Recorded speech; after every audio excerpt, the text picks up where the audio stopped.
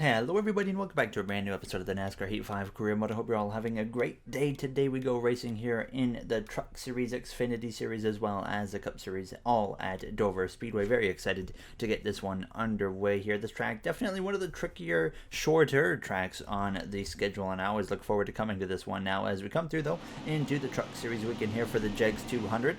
We had subscriber Scott Williams in the truck for us in this episode here as we were getting ready to go green. Now, as we had a pretty good qualifying effort here in this race, so things were already looking good here as we were getting ready to take the green flag at Dover from the fifth position here. As you see, would get underway behind that 16 of Austin Hill as we go down towards turns one. If I remember correctly, last season we actually managed to win this race now, so like I said, the hope's always high when it comes to Dover, at least on the Truck Series side of things. There you see down the back straightaway, though, not really an opportunity to make a move yet from Scott Williams as he went down into turn three. Just a little bit of a bump there to the back of Austin Hill now as he came through to turn four. But sure enough, he was moving his way forward. Then he finally gets onto the attack here out of turns four down this front stretch. So he actually moves up into P3, and then he would actually get to the inside of Johnny Sauter, and then he would also get to the inside of the 21. And sure enough, the 77 of Scott Williams for our team moves through to the lead, and once he took the lead, it was typical Truck Series dominant fashion from last season. No one could really have anything or compete against our team here as we came through now to the final lap through turns 3 and 4 for the final time here in the JEGS 200 for the second time this season. Our truck team comes through to win at Dover International Speedway, so cannot complain whatsoever about what it was a really good way to start off this episode here with the victory in Dover, hopefully setting the tone for the rest of this episode here in the both Xfinity race as well as the Cup Series race now. There, as you see the rest of the finishing order at the very bottom, we got Clay Greenfield, but obviously we are now one of the very few teams in all three series combined to have multiple wins this season. Stuart Friesen is the only other in the Truck Series to do that now as we come through into the Xfinity side of things with, of course, Paul Menard behind the wheel, and it wasn't quite as good of a qualifying effort, to say the least, compared to what had happened in the Truck Series for our team. We weren't even inside the top 10 there. As you see, Timmy Hill, he found himself on pole as Ailey Deegan crashed during qualifying. I still don't have the driver pictures for those Xfinity driver changes that we have made, but eventually we'll probably get around to doing that. But we come through to the green flag now. Menard starting outside of the top 10 here as he goes down into turns one, so a lot of work to do here in the One Main Financial 200. Definitely wasn't expecting a race victory like we had just picked up there on the Truck Series side of things, but Paul just putting in the work here on this inside lane there, up the inside of the 0 of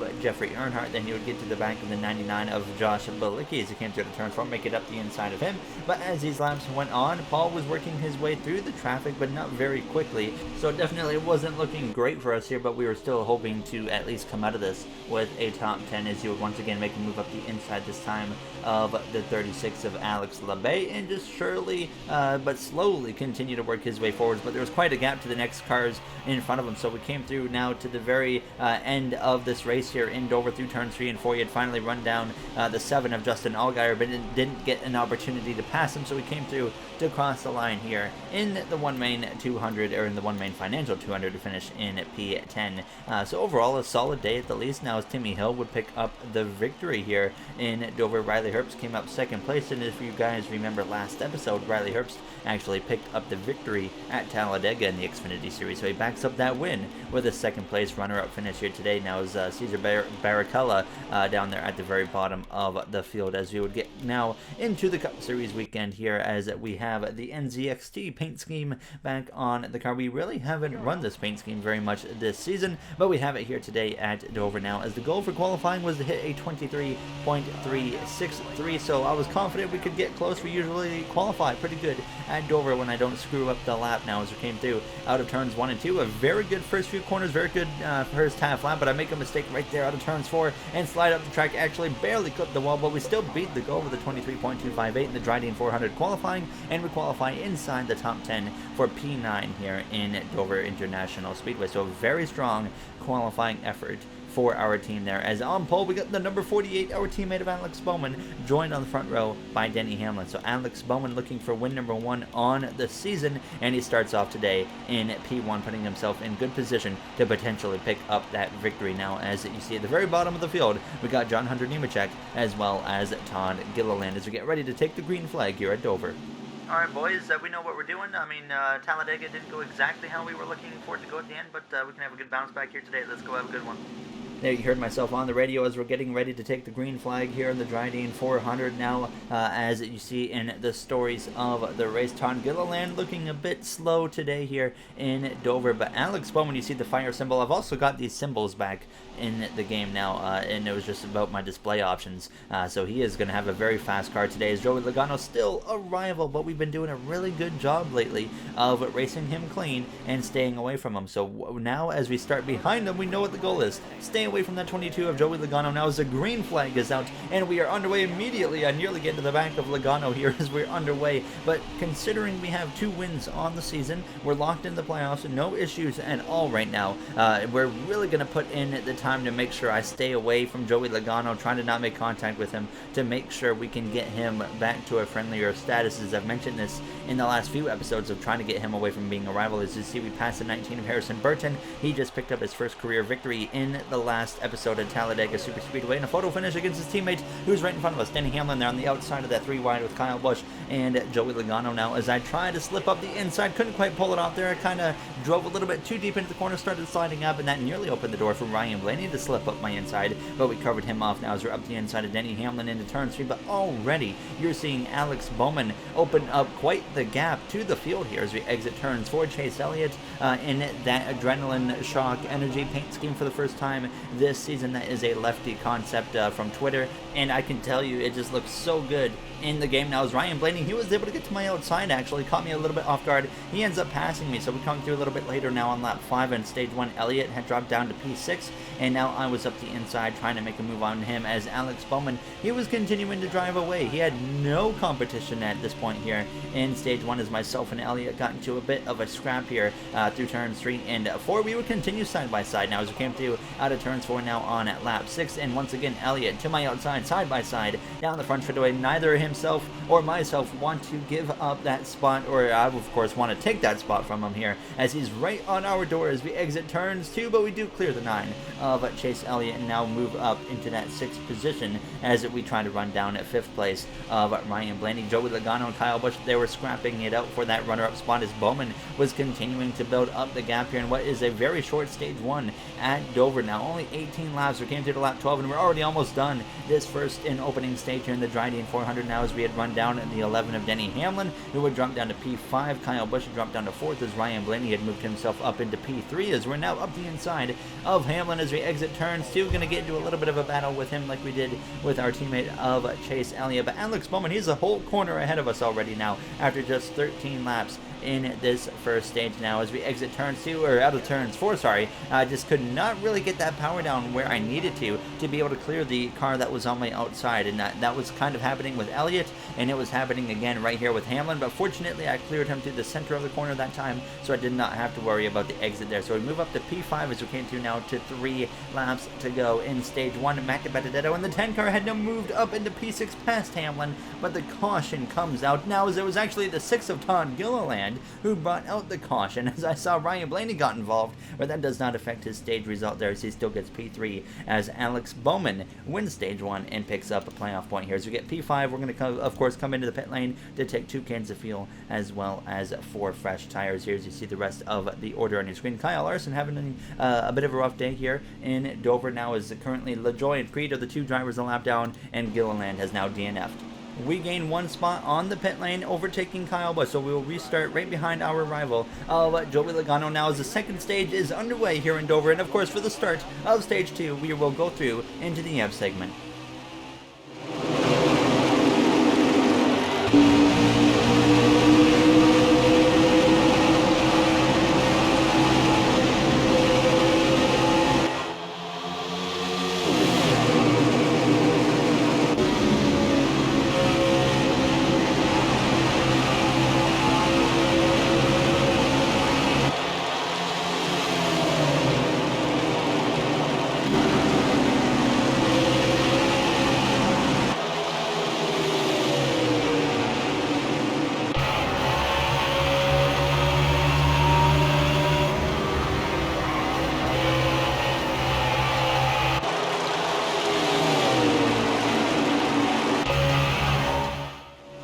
There you had the AMP segment here from the Dryden 400 at Dover. Now as we run in the 4th position after that restart. And one thing I noticed right off the bat, Alex Bowman definitely not pulling away as quickly and as far as he was in stage 1. Now as Joey Logano side by side there with Kyle Busch. As we came through though to lap 4, now down the back straightaway, I end up looking to the inside of the 18 of Kyle Busch here as we go down into turn 3. A bit of a mistake for myself, sliding up the track, opening the door for the 10 of Matt DiBenedetto to slip up the inside 3 wide, and that completely caught me off guard. I make a mistake in that whole situation. We end up dropping down to P5 as DiBenedetto is going to pass myself as well as Kyle Busch and move up into P3 as Alex Bowman now seems to be starting to open up the gap a little bit there as I end up clipping the outside wall. Now as we came through though to lap 6, once again up the inside of Kyle Busch here as we come through turns 1 and out of turns 2, but we cleared Kyle, no problems at all. So we move up into P4 and try to run down Joey Logano, who had also gotten passed by Matt DiBenedetto. So the 10 car of DiBenedetto now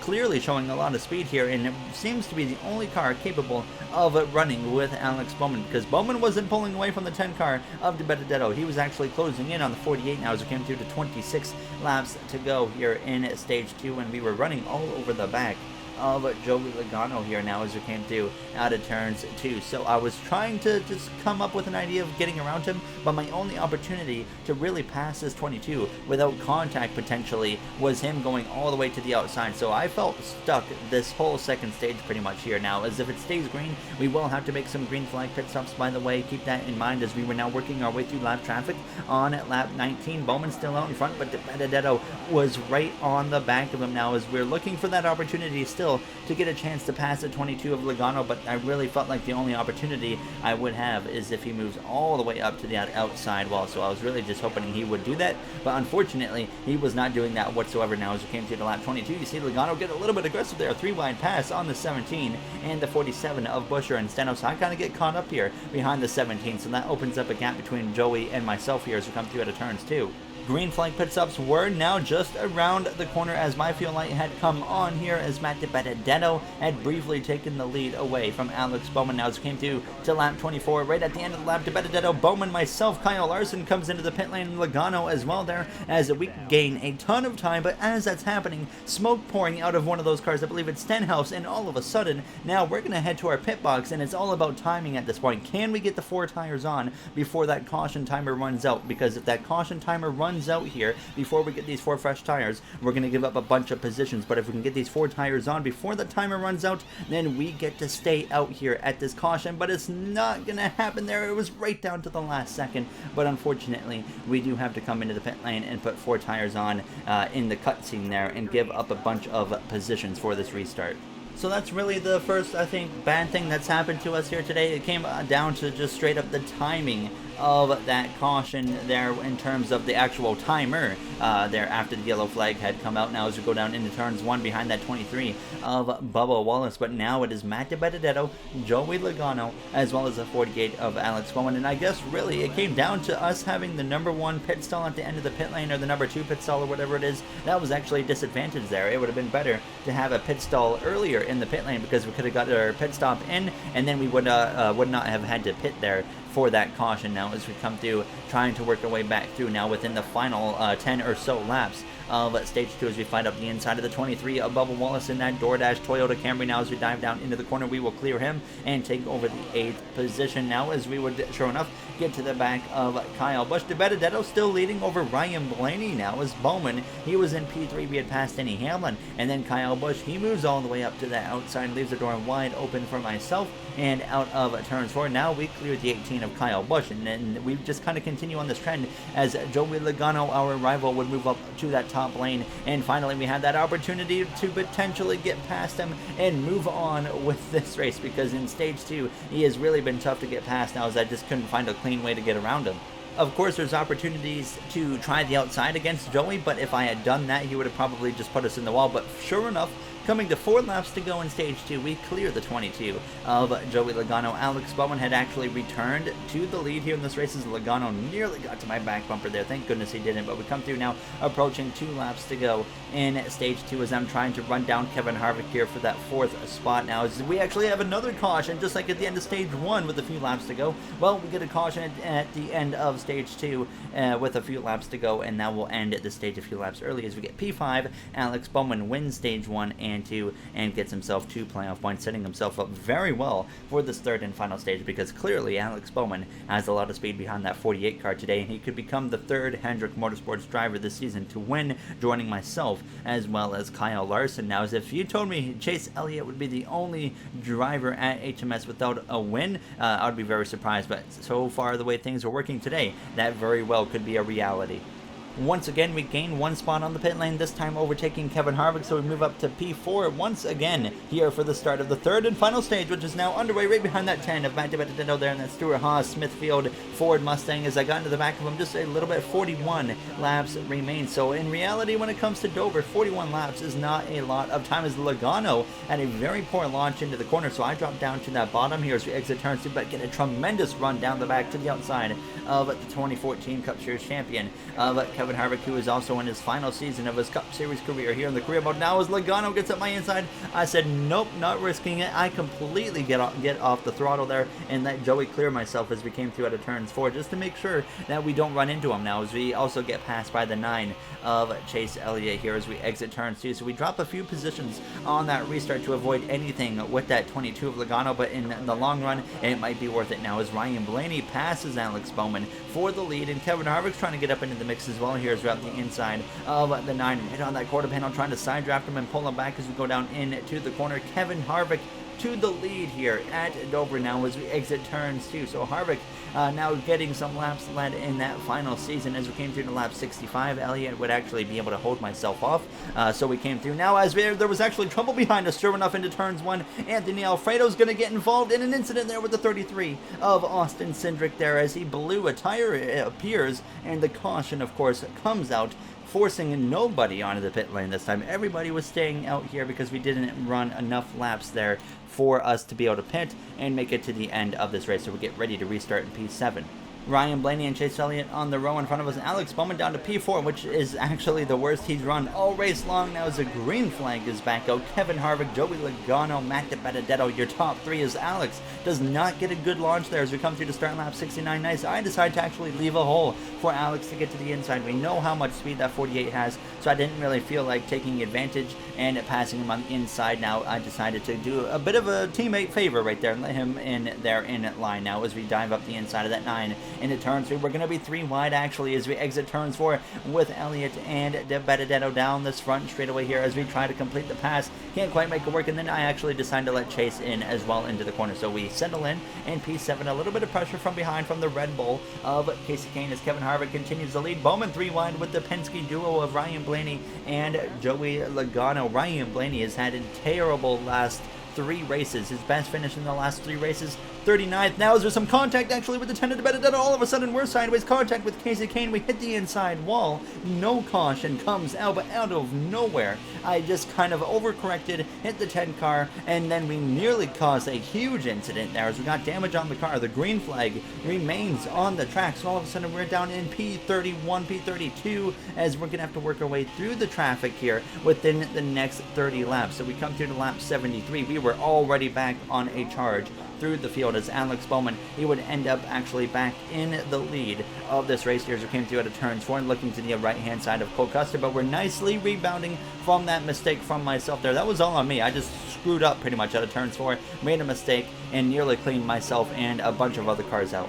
Now to the back of that 19 of Harrison Burton, last episode's winner here as Bowman continues to lead the way. Now Chastain just in front of us as well as we come through down this front stretch looking to the inside of the 19 car. So 24 laps to go, and if it stays green, just like stage 2, we will have to come into the pit lane for a potential green flag pit stop now as we had now moved up into P15. So we're slowly but surely working our way back through the field here, trying to hopefully rebound at least to a top 10. That would be nice now as we were approaching 20 laps to go, but we have a spinner in front of us. William Byron actually goes around and he's going to collect the 3 and the 5 of Larson just barely now as a caution comes out again here in Dover, and everybody this time will be coming to the pit lane, including myself here. I decided that the AI were likely going to take 2 tires, but I decided we're just going to throw 4 tires on it, repair the car. We gave up a few extra spots there. We dropped down to P12, but at the end of the day, it might be worth it now to get that tire advantage, and the repair is done to this car now as we are underway with 17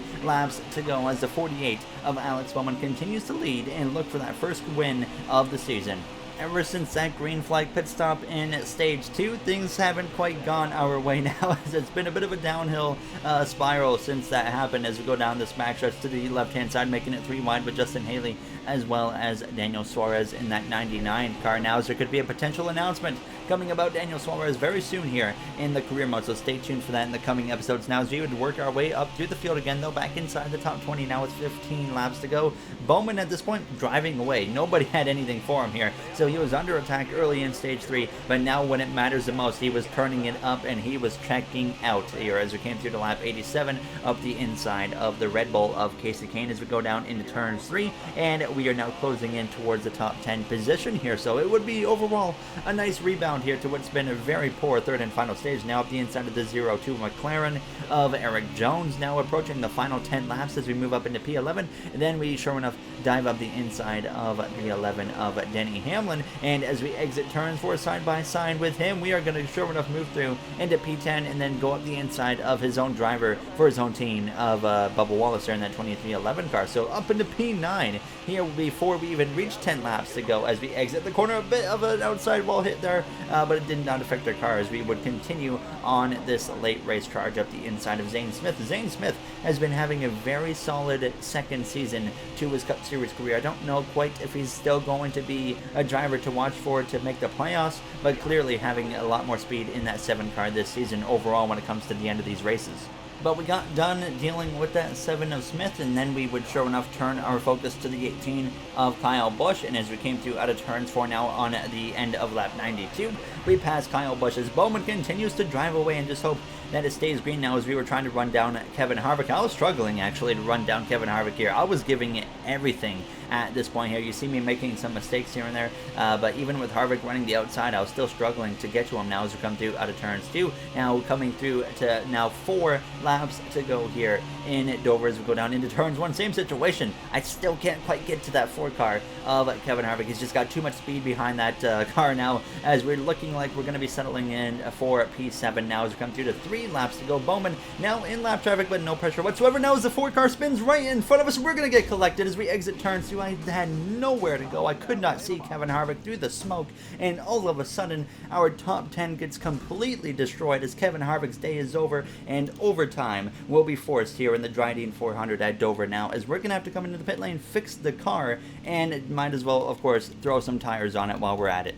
I'm sorry, boys. I don't know how we're still in the race. I couldn't even see him there. I just saw smoke, and then next thing you know, I'm into the back of him. Sorry. There you heard myself on the radio. What a wild race it has been here since that ending of stage 2 now as we're back underway, and now overtime is underway. Alex Bowman has dominated this race, one stage 1, one stage 2, in position to get win number 1 on the season here as we dive down into the corner down in P33, and somehow I was surprised that we're still in the race because we really slammed into that 4 car as we come through now out of turn 2 trying to work our way towards the top 30. I was also trying to make sure I didn't do anything stupid and cause another caution and send us into an extra overtime and potentially mess over Alex Bowman here as we exit turns 4 on the inside of Ryan Preece. The white flag is out here in Dover. Bowman leads the way through turns 1 and 2 as we dive up the inside of BJ McLeod. Kyle Larson having a terrible day, running mid-20s now as we come through out of turns 2, passing him for P26 down the back straightaway for the final time here on the Dryden 400 through turns 3 and 4. Alex Bowman is going to come through out of turns 4 to pick up win number 1 on the season as we come through out of turns 4 trying to get everything we could get at the line. We barely beat Alfredo to the line to get P25 here in the Dryden 400 at Dover. So when it finally looked like we had rebounded nicely to a top 10 finish, Kevin Harvick said, hold up, we're going to take you out before this thing comes to an end there. Obviously, it wasn't Kevin's fault. He ended up crashing after blowing a tire, and then there was just so much smoke, and I just drove right into the smoke, and unfortunately, I just straight up couldn't see where the 4 car was, and I drilled him in that left rear now. As you see, Bowman with the victory, Ryan Blaney a solid day, even Zane Smith up there in the top 5 now, as we continue though to lead the standings and continue to be the only multi-time winner this season here in the career mode, at least for the Cup Series side of things. So here you see the playoff grids coming up. So Martinsville is next in the Cup Series. Very excited for that. The All-Star race. I'm going to be doing an All-Star race in the career mode this season. And it is going to be, I've mentioned at Daytona, in the Daytona episode, Rusty Walrus actually mentioned it to you guys, that the All-Star race will be at Martinsville, but it will actually be a little bit later this season, probably around race 16, 17 area now. So look forward to that as well, by the way, as you see the playoff situation in all 3 series. Hailie Deegan in the Xfinity side of things is only in P10 right now, as we've already had 7 different winners over there. But you see the Cup Series grid here, we've had so many different winners already. Now as we go all the way down to P10 for different winners in Austin Cindric, Cole Custer, Gregson, Zane Smith, Ross Chastain, your first 5 drivers on the outside looking in there. As you see me checking out some of the stats there at the end of this episode, we've led 127 laps this season, so it's been overall a solid season for us now. 7 top 10s, and we've had just a solid average finish as well. Denny Hamlin, he's led 72 laps, but just wanted to check a few things like that out before we ended this episode. Now Logano, he's led 74 laps, and then I checked out Kyle Larson, who's led 38 laps. But we've also continued to be rivals, unfortunately, with Joey Logano, but we've done nothing but help ourselves lately in getting him back to a friendly status. But before we end this episode, I just want to say a quick thank you to the Going Racing members of MJ, Aiden, Joseph 9001, RJ, Timothy, Bubba Jr., Illinois Diecast, Brett Dorward, NASCAR Collector 3, as well as Movement. As I always mention, you guys help me out a lot. I really do appreciate it. In the next one, we will be going to Martinsville Speedway, so I'll see you guys there, and have yourselves a great night, everybody.